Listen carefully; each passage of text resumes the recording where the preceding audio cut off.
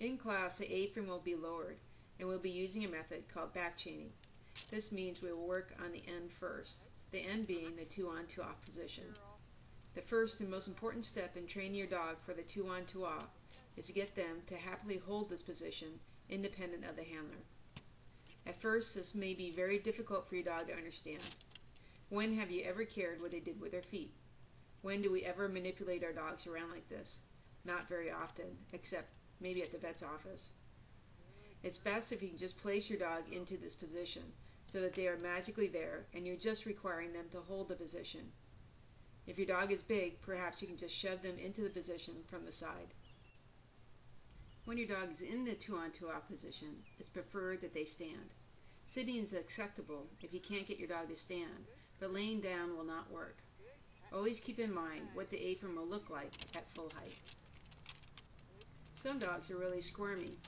The female dogs are usually easier because they will usually tolerate you propping them up from underneath like this. With the males, you'll need to be more gentle and use their chest and shoulders instead.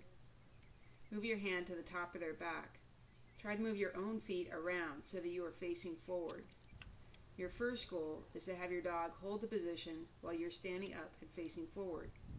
Your next goal is to be able to praise your dog and give them treats while they hold this position without you blocking them to stay on.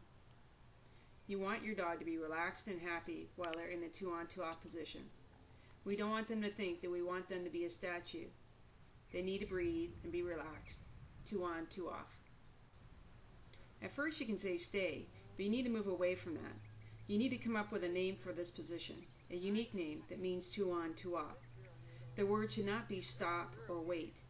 If the word has a different meaning to you, like touch, might mean touch your hand, this also would not be a good choice for this position. Some suggestions would be bottom, to, contact. When you are done, just calmly release your dog. The exercise is over. Be neutral with the release word. The release is not exciting or praiseworthy. They only get treats when they're in the 2-on, 2-off position.